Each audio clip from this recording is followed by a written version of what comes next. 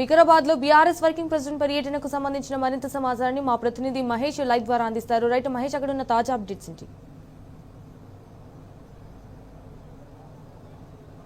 మరికాసేపట్లో BRS working president KTR Vikarabad పట్టణానికి చేరుకుంటారు. ఇక్కడ నిర్వహిస్తున్న ఎస్ఐఆర్తో అవగాహనతో పాటు ఇటు సభ్యత్వ నమోదు సంబంధించి కార్యకర్తలకు దిశానిర్దేశం చేయనున్నారు. ప్రజెంట్ ఇప్పటికే మనం రిజల్ట్స్ లో చూడొచ్చు, పెద్ద ఎత్తున కూడా అటు నియోజకవర్గం చెందిన కార్యకర్తలు కావచ్చు, ముఖ్య నేతలంతా కూడా ఆ సమావేశానికి ప్రాంగణానికి కూడా చేరుకున్న పరిస్థితి కనిపిస్తోంది. మరికాసేపట్లో ఇక్కడికి కేటీఆర్ గారు వచ్చి ఇక్కడ దీనికి సంబంధించి అటు కార్యకర్తలకు సంబంధించి దిశానిర్దేశం చేయనున్నారు. ప్రస్తుతం మనతో పాటు బీసీ కమిషన్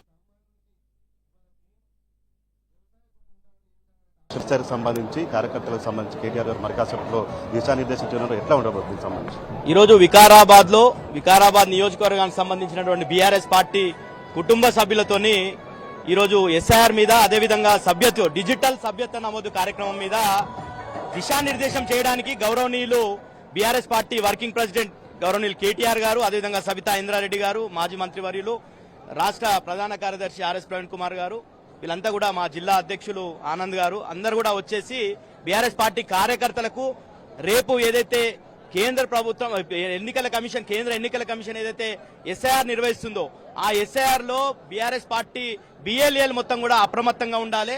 ఒక్క ఓటు కూడా పోకుండా న్యాయబద్ధంగా ఎస్ఐఆర్ జరిగే విధంగా బీఆర్ఎస్ పార్టీ శ్రేణులంతా కూడా కృషి చేయాలనే ఒక దిశానిర్దేశం. అదేవిధంగా ఎన్నడూ లేని విధంగా డిజిటల్ మెంబర్షిప్ ని ఈ రోజు బీఆర్ఎస్ పార్టీ తీసుకొని వస్తుంది కాబట్టి ఆ డిజిటల్ మెంబర్షిప్ ఏ విధంగా ఉండబోతుంది, యాప్ వచ్చిన తర్వాత ఏ విధంగా చేయాలి, ఈ రోజు కేసీఆర్ గారు కూడా మాకు స్టేట్ కమిటీలో స్పష్టంగా చెప్పడం జరిగింది. రాశి కన్నా వాసి ముఖ్యమని, అంటే నాణ్యతమైనటువంటి బీఆర్ఎస్ పార్టీ సైనికులని మనం రేపు జరగబోయే 2028లో జరగబోయేటటువంటి ఎన్నికలకు సంసిద్ధం చేయాలి. అదేవిధంగా రేపు జెడ్పీటీసీ, ఎంపీటీసీ ఎన్నికలు రాబోతున్నాయి కాబట్టి ఓటర్లని మనం ఉండే విధంగా, అదేవిధంగా ఓటర్లను కాపాడుతూ మళ్ళా బీఆర్ఎస్ పార్టీ సభ్యత్వాన్ని కూడా పెద్ద ఎత్తున ఇక్కడ వికారాబాద్ అంటేనే ఈరోజు ఉద్యమాల గడ్డగా ఉంది వికారాబాద్. గతంలో కూడా 2004లో కూడా బీఆర్ఎస్ జెండా ఎగిరింది ఇక్కడ గతంలో కూడా 2014, 2018లో కూడా బీఆర్ఎస్ జెండా ఎగిరేసిండ్రు. తప్పకుండా ఇక్కడ ఉన్నటువంటి బీఆర్ఎస్ శ్రేణులంతా కూడా చాలా ఉత్సాహంగా ఉన్నారు. కేటీఆర్ గారు ఏదైతే వస్తున్నారో ఈరోజు పండుగ వాతావరణం వికారాబాద్ లో తలపెడుతుంది. మొత్తం కూడా కేటీఆర్ గారు ఇచ్చేటటువంటి సందేశాన్ని విని గ్రామానికి పోయి వాళ్ళు సభ్యత్వ నమోదు కావచ్చు, ఎస్ఐఆర్ లో కావచ్చు విజయవంతం చేయడం కోసం మొత్తం కూడా బీఆర్ఎస్ శ్రేణులంతా కూడా సంసిద్ధమవుతున్నది. కేటీఆర్ గారు ఎప్పుడెప్పుడు వస్తారని 1000 కళ్లతోని వికారాబాద్ బీఆర్ఎస్ పార్టీ అంతా కూడా ఎదురు చూస్తుంది. పాటు టౌన్ ప్రెసిడెంట్ గోపాల్ ముదిరాజు అన్న చెప్పండి, ప్రధానంగా వికారాబాద్ టౌన్ కు సంబంధించుకోవచ్చు, ఇటు ఎస్ఐఆర్ సంబంధించుకోవచ్చు, ఇటు డిజిటల్ సభ్యత్వ నమోదు సంబంధించి ఎట్లా సిద్ధమై ఉన్నారు?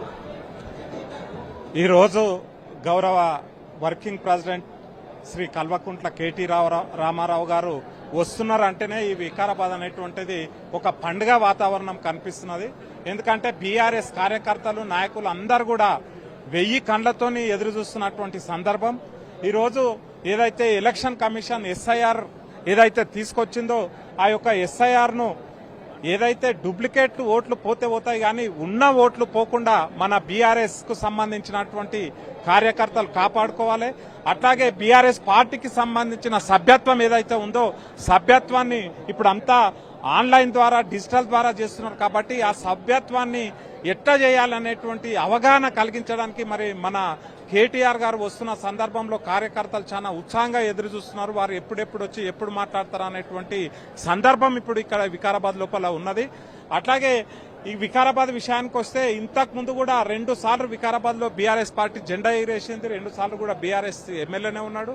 రాబోయే కాలంలో కూడా తప్పకుండా ఇక్కడ ప్రజలు మొత్తం ఈ కాంగ్రెస్ పరిపాలనను చూసి ప్రజల లోపల చాలా వ్యతిరేకత ఉంది ఇప్పుడు ఉన్నటువంటి ప్రభుత్వం మీద. ఎప్పుడెప్పుడు కేసీఆర్ ముఖ్యమంత్రి అవుతాడా అనేటువంటి చూపు ప్రజల లోపల ఉంది, బీఆర్ఎస్ నాయకుల లోపల ఉంది. కాబట్టి ఇక్కడ చూస్తున్నటువంటి అభివృద్ధి కార్యక్రమాలు కూడా వికారాబాద్ నియోజకవర్గానికి సంబంధిస్తే ఎక్కడ వేసిన గొంగడి అక్కడనే ఉంది. ఏదైతే బీఆర్ఎస్ పరిపాలన లోపల కేసీఆర్ గారు ముఖ్యమంత్రి ఉన్నప్పుడు ఇక్కడ బీఆర్ఎస్ ఎమ్మెల్యేలు ఆనంద్ గారు కావచ్చు, అంతకుముందు నా సంజీవరావు కావచ్చు, వీళ్ళు ఉన్నప్పుడు జరిగిన అభివృద్ధి తప్ప ఇప్పుడు కొత్తగా అభివృద్ధి అనేటువంటిది ఇక్కడ శూన్యం. కాబట్టి వికారాబాద్ నియోజకవర్గ ప్రజలందరూ కూడా బీఆర్ఎస్ ప్రభుత్వం మళ్లీ రావాలి, ఇక్కడ అభివృద్ధి జరగాలనేటువంటి విషయాన్ని ఆశిస్తున్నారు. తో పాటు మాజీ ZP vice chairman Vijay Kumar నన్ను చెప్పండి, ప్రధానంగా వికారాబాద్ సంబంధించి 2.5 సంవత్సరాల కాంగ్రెస్ ప్రభుత్వం అధికారంలో వచ్చిన ఎలాంటి అభివృద్ధి జరిగిందో, ఎట్లా ఉంది పరిస్థితి ఇక్కడ? 2.5 సంవత్సరాల కాలంలో తెలంగాణ రాష్ట్రం ఏర్పడిన తర్వాత జరిగిన అభివృద్ధి తప్ప కొత్తగా ఏర్పడినటువంటి అభివృద్ధి ఏమీ లేదు.